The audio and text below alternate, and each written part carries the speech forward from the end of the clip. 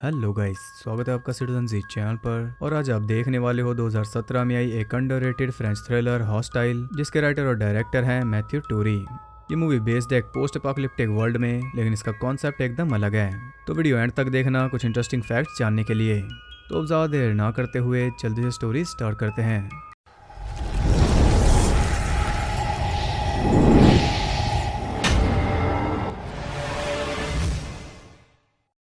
Movie के start में हम देखते हैं जूलियट को, जो कि इस बंजर दुनिया में अकेली भटक रही है।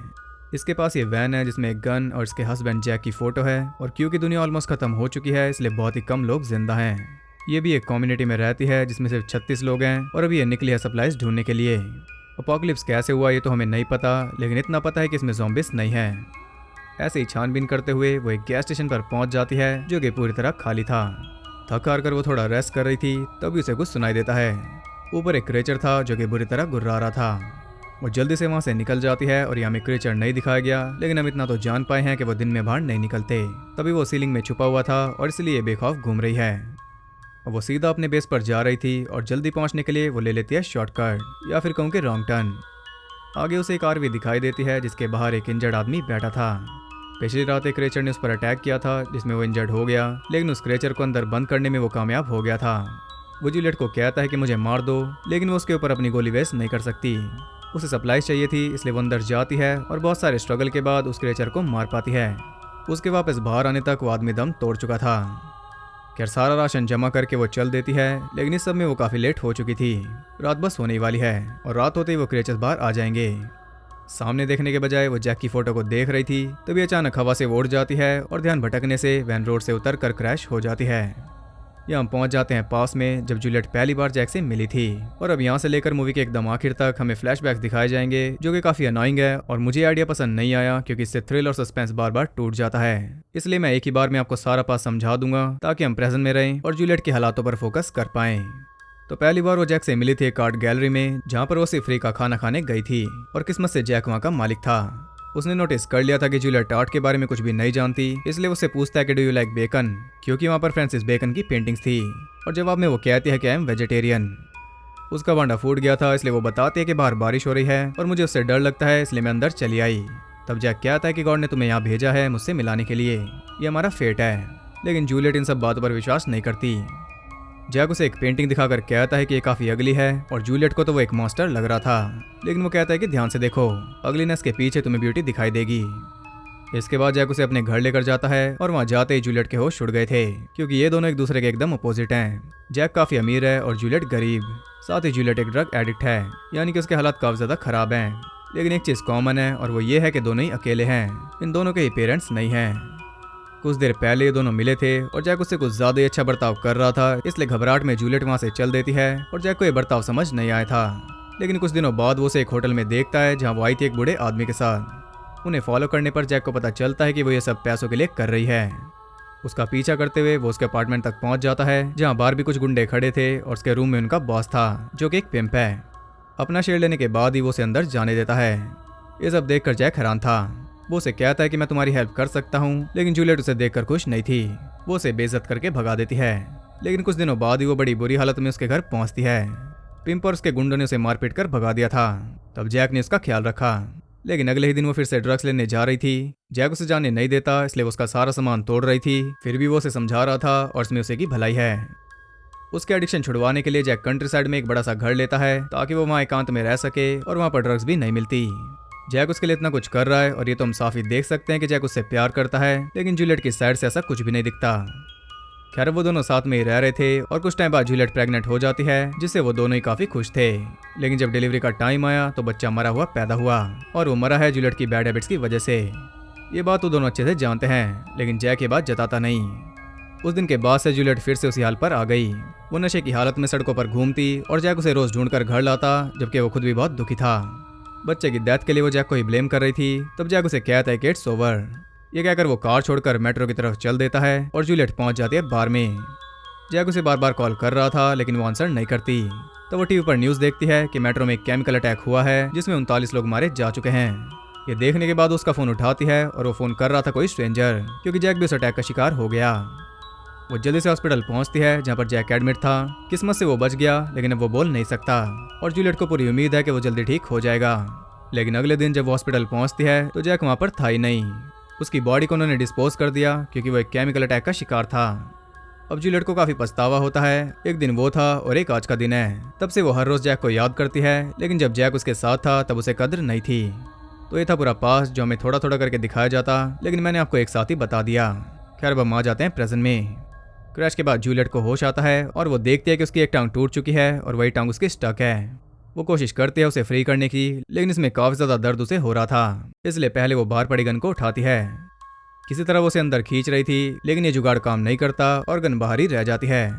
तो वो काफी ट्राई करके अपने पैर को फ्री करती है और उसके ऊपर अल्कोहल डालकर हड्डी को अंदर फिट कर देती है। सुनने में जितना इजी लग रहा है, करने में उतना नहीं था। पैर को पैचअप करने के बाद वो रेडियो के थ्रू अपने बेस से कांटेक्ट कर रही थी, लेकिन उसे कोई रिप्लाई नहीं मिलता। उल्टा उसका शोर सुनकर एक क्रेचर वहां पर आ गया था। तो वो जल्दी से गन उठा लेती है और हम उस क्रेचर की टांगे देख पाते हैं जो कि एकदम इंसानों जैसी हैं। खैर वो चुपचाप जा रहा था, तभी कोई रेडियो पर रिप्लाई करता है और जूलियट जल्दी से उसे ऑफ कर देती है, लेकिन अब कोई फायदा नहीं। क्रेचर ने उसे सुन लिया।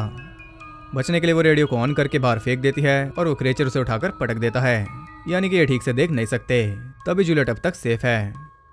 वैन में कुछ ग्लो स्टिक्स थी जिन्हें बाहर फेंक कर वो रेडियो को ढूंढ लेती है, लेकिन तभी क्रेचर ने भी उसे ढूंढ लिया था। यहाँ पर हम पहली बार उसकी शक्ल देख पाते हैं और इन्हें हम बुलाएंगे रीपर के नाम से। तो जैसा कि आप देख सकते हो, ये रीपर इंसान ही है। उस केमिकल अटैक के बाद इंसानों की हालत हुई और वहीं से अपोकलिप्स स्टार्ट हुआ। अब हम पास्ट को पूरी तरह समझ चुके हैं। खैर जूलियट जल्दी से वैन में पहुंच जाती है और वो वेट कर रही थी कि कब रीपर सामने आए और कब वो उसे शूट करे, लेकिन वो आ जाता है पीछे से। उसने जूलियट को पकड़ लिया था तो वो वैन को स्टार्ट करके रेस देती है और तभी रीपर वहां से भाग जाता है, यानी कि तेज आवाज इन्हें पसंद नहीं। जूलियट अभी भी फुल अलर्ट थी कि तभी वो फिर से उसके पास पहुंच जाता है, लेकिन इस बार वो उसे शूट करके भगा देती है। इसके बाद वो फिर से रेडियो ट्राई करती है और इस बार उसे रिप्लाई मिल रहा था। उसे बताया जाता है कि वैन में एक लोकेटर है, उसे ऑन करो, फिर हमें तुम्हारी लोकेशन मिल जाएगी और हम चॉपर लेकर तुम्हारे पास आ जाएंगे।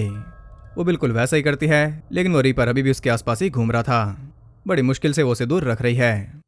खैर उसे लोकेट कर लिया गया था और उसके साथ ही उसे लेने आ रहे हैं। इतने में जूलियट उनसे बात कर रही थी। रीपर ने सामने का शीशा हटा दिया और अब वो आ रहा है सीधा अंदर, लेकिन सही टाइम पर वो हेडलाइट्स ऑन कर देती है, जिन्हें देखकर वो भाग गया था, यानी कि इन्हें तेज रोशनी भी पसंद नहीं। जूलियट अपने साथियों से पूछती है कि तुम कब तक आओगे, तो वो बताते हैं कि हम नहीं आ रहे, वहाँ ना डेंजरस होगा, अब तुम सुबह तक वेट करो, हम सुबह होते ही वहाँ पर पहुँच जाएंगे। यानी कि इसके साथियों ने इसे मरने के लिए छोड़ दिया। इन्हीं साथियों के लिए वो राशन जमा करने आई थी। अब वो एकदम होपलेस होकर बैठी थी कि तभी उसे एक कार की आवाज़ सुनाई देती है। हॉर्न बजाकर वो उसे अपने पास बुला लेती है, लेकिन वो अच्छे लोग नहीं थे, वो लुटेरे थे। एक जूलियट को मार रहा था कि तभी वो रीपर आकर उसे ही मार देता है और उसे देखकर बाकी सब भाग गए थे। एक तरह से उसने जूलियट की जान बचा ली, लेकिन उसे खुद भी बहुत डर लग रहा है। वो डिसाइड करती है कि वो रीपर के हाथों नहीं मरेगी, इसलिए वो सुसाइड कर रही थी, लेकिन वो रुक जाती है क्योंकि जिंदगी में उसने कई बार हार मानी है और इसी वजह से जैक भी उससे दूर चला गया। लेकिन इस बार वो हार नहीं मानेगी, वो लड़ेगी। एक गैस कैन लेकर वो बाहर जाती है और फ्लेयर का यूज करके रीपर को ट्रैक करती है। जैसे वो पास आता है वो कैन को उड़ा देती है, लेकिन रीपर अब भी बच गया था। वो उसे उठाकर फेंकता है, लेकिन वो उसे शूट कर देती है और लगता है कि इस बार तो वो मर गया। जूलियट चैन की सांस ले रही है क्योंकि सुबह होने वाली है, लेकिन हम देखते हैं कि रीपर अभी तक नहीं मरा। वो रेंगते हुए उसके पास आता है और वो उसे मार नहीं पाती क्योंकि गोलियां खत्म हो गई। वो उसके ऊपर आ गया था, लेकिन वो उसे मार नहीं रहा। जैसा वो सोच रही थी या जैसा हम सोच रहे थे वैसा कुछ भी नहीं है। असल में वो रीपर जैक है, जो कि पूरी रात उसकी रखवाली कर रहा था। वो उसके पास आना चाह रहा था, लेकिन जूलियट समझ नहीं पाई। अब जाकर उसे समझ आया और अब जाकर वो एडमिट करती है कि उसे भी जैक से प्यार है। आपको वो पेंटिंग तो याद ही होगी जिसमें जूलियट को मॉन्स्टर दिख रहा था, लेकिन जैक ने कहा था कि ग्लिनेस के पीछे की ब्यूटी को देखो। वो बात इसके आज काम आई और अब जूलियट को फिट पर यकीन हो गया क्योंकि पहले भी ये दोनों ऐसे ही मिले थे और अब भी ये दोनों ऐसे ही मिले हैं। खैर वो जैक से अलग होना नहीं चाहती, इसलिए वो उसके साथ खुद को भी शूट कर लेती है और इसी के साथ ही मूवी एंड हो जाती है। तो एक बड़ी ही अलग तरह की लव स्टोरी थी। अगर जूलियट पहले फेट को एक्सेप्ट कर लेती तो जैक का ये हाल ना होता और इनकी डेस्टिनी ये ना होती। खैर इसमें प्रेजेंट से ज्यादा पास दिखाया गया है, जो कि काफी अजीब लगता है क्योंकि बार बार वो टेंशन टूट जाती है। लेकिन बहुत से लोगों को ये कॉन्सेप्ट पसंद आया था क्योंकि ये भी कुछ न्यू था। तो अब बात करते हैं इंटरेस्टिंग फैक्ट्स के बारे में। इसका बजट था $1 मिलियन और इसने कमाई की थी $3,85,428 की, यानी कि सुपर फ्लॉप। लेकिन ये 75 अवार्ड्स के लिए नॉमिनेट हुई थी और 20 इसने जीते थे। जेवियर बॉटेट जिन्होंने रीपर का रोल किया, उन्हें मार्फन सिंड्रोम है। इसमें फ्रांसिस बेकन की जो 2 पेंटिंग्स दिखाई गई वो है 2 फिगर्स और portrait of Michel Leiris. Main characters के नाम भी लव स्टोरी से लिए गए हैं। जूलियट लिया है रोमियो जूलियट से और जैक लिया है टाइटैनिक से, जो कि डिकैप्रियो के कैरेक्टर का नाम था। इसमें टाइटैनिक का एक और रेफरेंस है। एक सीन में जूलियट टाइटैनिक वाले कप से चाय पीती है। टाइटैनिक की भी कुछ वैसी कहानी है जैसी इसकी है। इस मूवी की स्टार्टिंग बहुत ज़्यादा सिमिलर है 2013 में आई ज़ॉम्बी हंटर से, चाहे तो आप खुद भी चेक कर सकते हो। तो ये थे कुछ इंटरेस्टिंग फैक्ट्स, आई होप आपको पसंद आए होंगे। अगर आपको ये वीडियो पसंद आई तो उसे एक लाइक जरूर करना और साथ ही कमेंट करके बताओ कि आगे वीडियोस कैसी आए, अंडररेटेड या फिर कोई सीरीज, कमेंट करके जरूर बताना। और ऐसी और इंटरेस्टिंग वीडियोस देखते रहने के लिए चैनल को सब्सक्राइब करके बेल नोटिफिकेशन कॉल पर सेट कर लो ताकि नोटिफिकेशन भी बार बार आपसे मिल सके। और ज़्यादा कनेक्टेड रहने के लिए आप मुझे इंस्टाग्राम पर फॉलो कर सकते हो, वो आपको बहुत कुछ जानने के लिए मिल जाएगा। तो मैं मिलता हूँ आपसे अगली वीडियो में, तब तक के लिए सबको बाय।